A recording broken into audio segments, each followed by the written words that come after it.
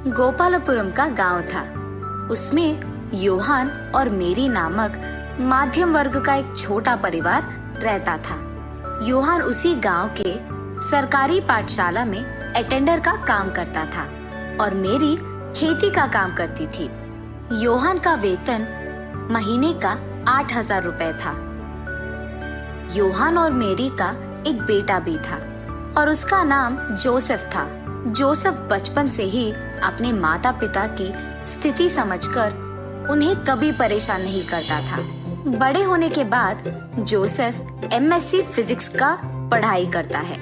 उसके ऊंचे मार्क्स भी आए हैं और क्योंकि जोसेफ को पता था कि सरकारी पाठशाला और कॉलेज में पैसे कम लेते हैं और ज्यादा परेशानी नहीं होगी, उसने उसकी सारी पढ़ाई सरकारी संस्थानों में ही खत्म किया था। जोसेफ बहुत शांत था, ज्यादा किसी से बात नहीं करता था, सबसे मिलजुल कर भी नहीं रहता था। उसकी दुनिया तो अलग थी। जोसेफ बचपन से अध्यापक बनने की सपने देखता था। उसे बचपन से फिजिक्स का सब्जेक्ट बहुत पसंद था। बचपन से जोसेफ अपने ही घर में फिजिक्स से संबंधित बहुत प्रयोग करता था। उसके एमएससी खत्म होने के बाद जोसेफ को बहुत खुशी होती है कि वो अध्यापक बनने की एक कदम दूरी है। उसके उपाधि प्रमाण का पत्र अपने हाथों में लेकर वो ऐसे कहता है, बहुत जल्द ही मेरे अध्यापक बनने की सपना सच होगी। जोसेफ के माता पिता को भी खुशी होती है कि बहुत जल्दी उसे एक नौकरी मिलने वाली है। कुछ दिन बाद एक कॉलेज में जोसेफ अध्यापक की नौकरी के लिए इंटरव्यू के लिए जाता है। उसको पूछे गए सारे प्रश्नों का डरते हुए ही सही समाधान देता है जोसेफ। उसके सामने खड़ा हुआ प्रिंसिपल जोसेफ से कहता है कि वो एक डेमो क्लास दे और क्योंकि वो जोसेफ की पहली बार थी कि इतने लोगों के सामने उसे बात करना था, जोसेफ बेचारा डर जाता है और वो स्टेज पे खड़े होकर बात नहीं कर पाता है। ये देख प्रिंसिपल जोसेफ से ऐसे कहता है, तुम टीचर नहीं बन सकते। टीचर सबके सामने बात करता है, तुम तो बात नहीं कर पा रहे हो। टीचर को सबको कंट्रोल में रखने की जरूरत होती है, पर तुम में तो वो गुण ही नहीं है। ये कहकर वो जोसेफ को वहाँ से बाहर भिजवा देते हैं और क्योंकि वो प्रिंसिपल जोसेफ से ऐसे कहता है, जोसेफ को लगता है कि वो शायद जिंदगी में कभी भी अध्यापक नहीं बन पाएगा और वो बहुत निराश होता है। घर जाकर अपने माता पिता को जो कुछ भी हुआ बताता है और क्योंकि जोसेफ के पिता बुजुर्ग थे, वो कहते हैं कि वो घर की जिम्मेदारी नहीं ले पाएंगे और अब वो काम भी नहीं कर पाएंगे, इसीलिए घर की सारी जिम्मेदारी जोसेफ को ही लेना पड़ेगा। जोसेफ को ऐसे दुखी ना देख पाने के कारण उसके पिता जिस पाठशाला में वो अटेंडर का काम करते थे, उस प्रिंसिपल से विनती करके जोसेफ को वहाँ अध्यापक की नौकरी दिलवाते हैं। जोसेफ कुछ दिन बुरा मानता है, लेकिन उसे एहसास होता है कि अगर वो घर पे रहेगा तो घर नहीं चलेगा, इसीलिए वो उसके पिता के दिलवाए हुए टीचर जॉब को जाता है। और क्योंकि उस पाठशाला में सारे बच्चे थे, जोसेफ को उन्हें देख कोई डर नहीं लगता है। सबको बहुत अच्छा सिखाता था और क्योंकि वो पाठशाला था, जोसेफ को वेतन में सिर्फ 6,000 रुपए मिलते थे। तब जोसेफ को समझ में आता है कि 6,000 से उसकी सपने सच नहीं हो पाएंगे, इसीलिए जोसेफ को लगता है कि उसे और पैसे कमाने पड़ेंगे। इसीलिए वो सुबह उठकर साइकिल पे चलकर सारे घरों को अखबार देता था। ऐसे ही वो सुबह अखबार डालता था और उसके बाद स्कूल चले जाता था।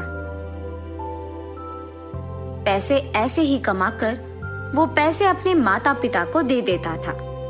कुछ दिन ऐसे ही बच्चों को पढ़ाकर आदत होने के बाद जोसेफ उसी इंटरव्यू को जाता है जहां प्रिंसिपल ने उसे बाहर निकाल दिया था। लेकिन उसके दूसरे प्रयत्न में भी जोसेफ डर के मारे कुछ नहीं कह पाता है। उसको समझ में नहीं आता है कि उसको ऐसे क्यों हो रहा है, इसीलिए वो उसके बचपन के पसंदीदा अध्यापक रामकृष्ण के पास जाता है। नमस्ते अध्यापक। हाँ जोसेफ, कैसे हो बेटा? मैं ठीक हूँ अध्यापक। क्या हुआ बेटा, ऐसे आए हो? सर, मैं भी आप ही की तरह अध्यापक बनने की सपने देखता रहा और अब मैं सरकारी पाठशाला में अध्यापक का काम भी कर रहा हूँ। बच्चों को सिखाता हूँ मैं, लेकिन मैं कॉलेज में अध्यापक बनकर उन बच्चों को सिखा नहीं पा रहा हूँ। अरे ऐसे क्या? मुझे तुम्हारी स्थिति समझ आ गई है। तुम्हें कॉलेज में सबके सामने बात करने की हिम्मत नहीं आ रही है। बस पहले तुम्हें हिम्मत जताना होगा। मैं ऐसे कैसे कर पाऊंगा साहब? तुम पहले तन की शक्ति बढ़ाओ। हर रोज भागना या कसरत करना, ऐसे कुछ करो, तब तुम्हें थोड़ी हिम्मत मिलेगी। उसके साथ ही मन की शक्ति भी बढ़ेगी। जी मास्टर, धन्यवाद। ये कहकर वहां से घर पहुंचता है जोसेफ। उसके बाद वो हर रोज स्कूल से लौटाने के बाद वो सोच में पड़ जाता है कि क्या करे। आखिर में फैसला करता है कि उसके गांव में मौजूद मिट्टी की पर्वत चढ़ने और उतरने से काम हो जाएगा।